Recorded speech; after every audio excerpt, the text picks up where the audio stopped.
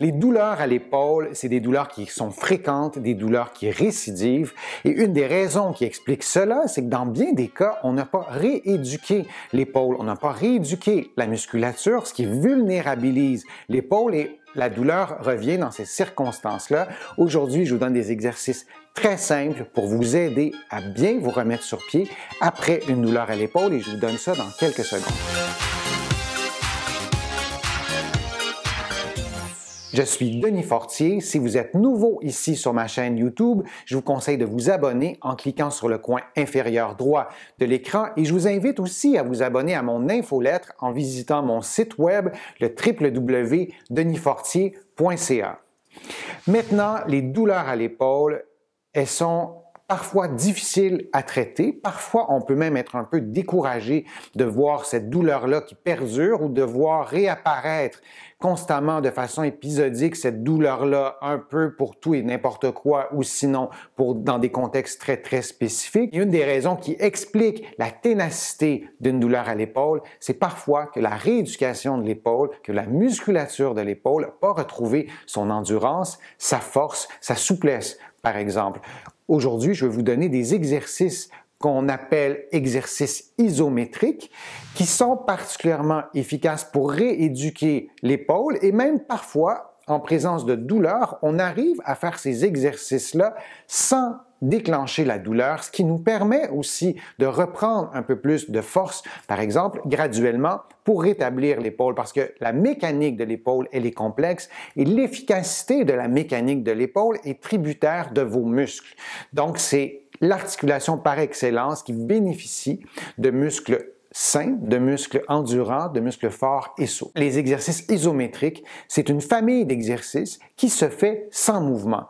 On va contracter le muscle, mais il n'y aura pas de mouvement. Ça peut sembler un peu abstrait ou un peu bizarre de concevoir une contraction musculaire sans mouvement. Imaginez que vous poussez le mur de votre maison, vous allez forcer vraiment très fort avec plusieurs muscles, mais il n'y aura pas de mouvement, le mur ne bougera pas, donc vous allez effectuer des contractions isométriques de plusieurs muscles en même temps, malgré le fait qu'il n'y aura aucun mouvement.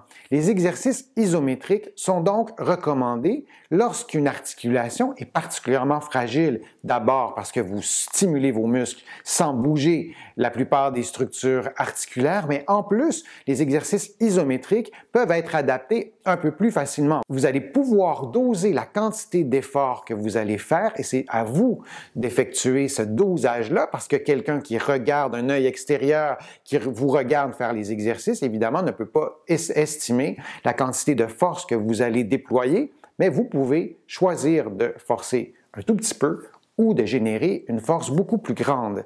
Ces exercices-là sont un peu plus difficiles à montrer dans une vidéo parce que vous ne pourrez pas voir la contraction musculaire en elle-même, mais vous allez voir la position et avec mes indications, vous allez bien comprendre chacun des exercices et vous allez pouvoir les effectuer à la maison sans avoir d'équipement ou d'appareil spécialisé. Les exercices isométriques peuvent être efficaces dans un contexte de tendinite, dans un contexte de bursite, que la douleur soit encore présente ou que la douleur soit partie et on veut s'assurer de rééduquer l'ensemble de la musculature. Chose certaine, c'est que lorsque vous faites les exercices, aucune douleur ne doit apparaître. Parfois, le fait de forcer un peu moins, de générer un petit peu moins de force, fera en sorte que vous allez pouvoir faire l'exercice sans douleur, ni pendant l'exercice, ni après l'exercice. Mais s'il y a une douleur qui se manifeste, vous réduisez le niveau de l'effort, vous réduisez la durée de l'effort, vous modifiez peut-être la position de l'exercice et si malgré tout la douleur persiste, vous ne faites pas l'exercice et c'est certainement une bonne idée de consulter un professionnel de la rééducation pour comprendre ce qui se passe avec votre épaule, pourquoi cette douleur-là apparaît. Le premier exercice travaille la rotation externe. Je vous explique la position, on va y aller par étapes. En y allant graduellement, ça va être très clair. Je vous montre l'exercice pour l'épaule droite. Vous inversez évidemment les directives si c'est pour l'épaule gauche. Première des choses, vous allez plier votre coude droit à 90 degrés et vous allez placer votre avant-bras sur votre abdomen ou sur votre cage thoracique et le coude demeure donc plié à 90 degrés.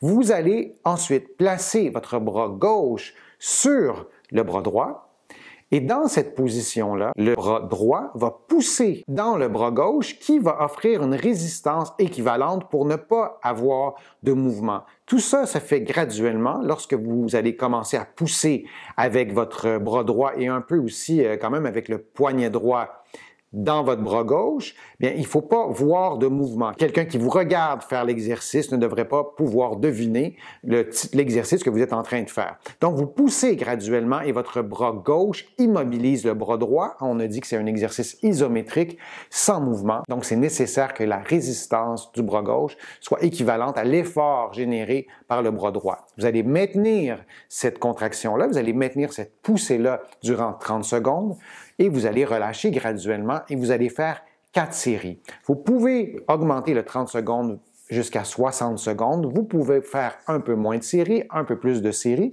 mais en résumé, 4 séries de 30 secondes, c'est un bon départ. Le deuxième exercice est aussi un exercice de rotation externe, mais dans une autre position. Et là, je vous donne un conseil. Lorsque vous faites des exercices de renforcement et particulièrement pour l'épaule, assurez-vous de faire ces exercices-là et parfois le même exercice dans une diversité de positions. Parce que votre épaule, votre bras, votre coude bougent dans vraiment tous les plans de l'espace et si vous ne faites des exercices que dans une position, bien, les muscles ne bénéficient pas d'une rééducation complète. En résumé, vous diversifiez les positions, en l'occurrence de faire des exercices le bras descendu, le bras levé, le bras tourné, bon, etc. Il faut diversifier les positions pour avoir plus d'efficacité et le deuxième exercice de rotation externe que je vous donne, c'est vraiment dans cet esprit-là de diversifier les positions.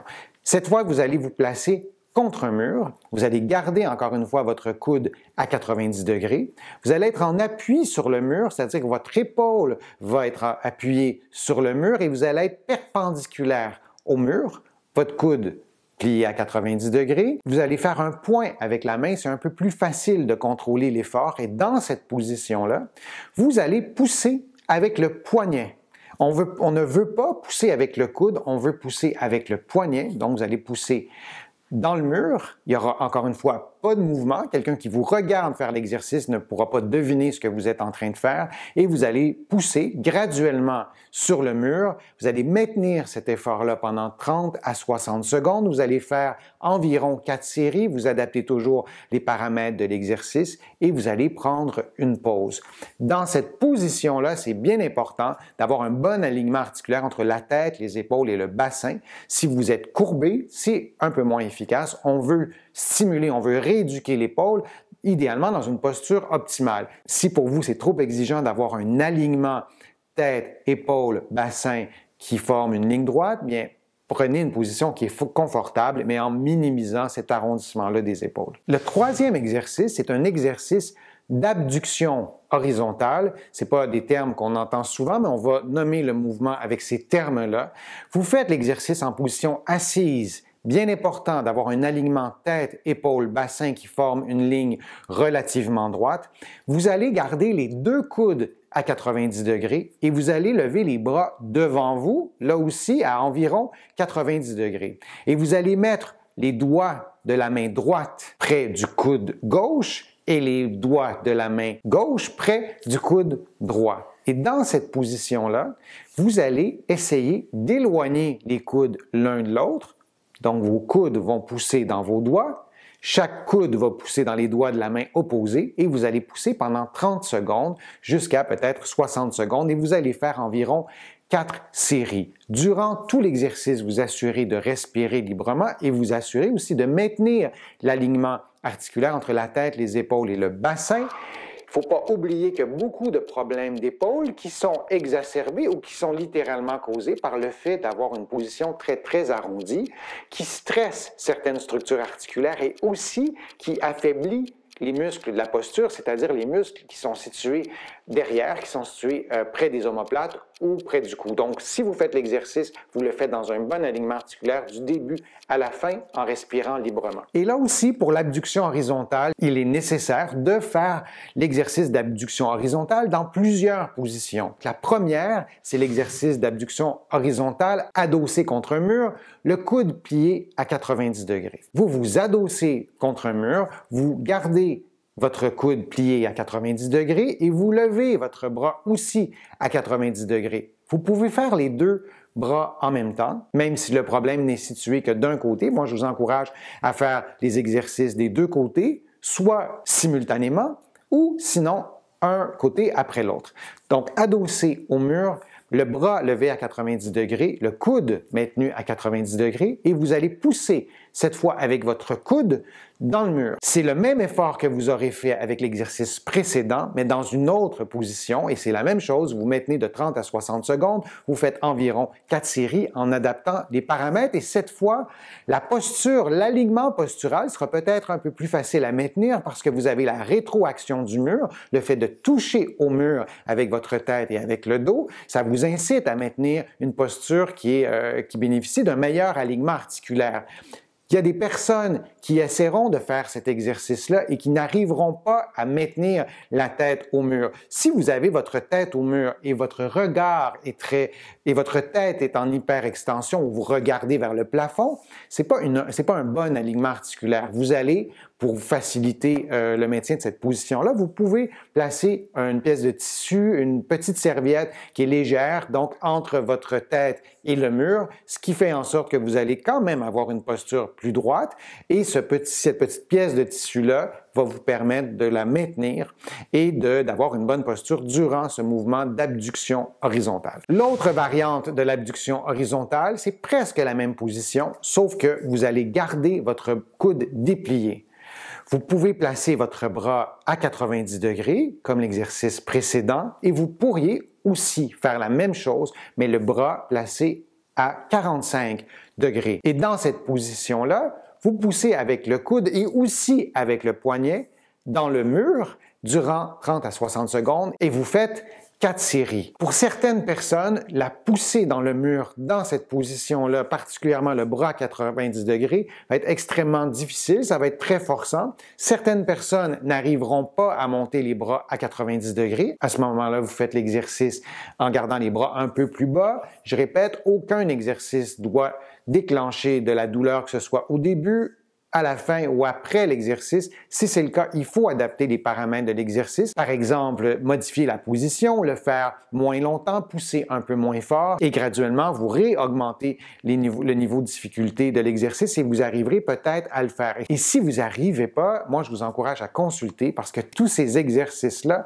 vous devriez pouvoir les faire sans douleur, sans problème. Vous avez donc 5 exercices à l'épaule que vous pouvez faire en présence d'un problème articulaire et je vous encourage à faire ces exercices-là lorsque la douleur est disparue. Et lorsque la douleur est disparue, c'est un bon signe.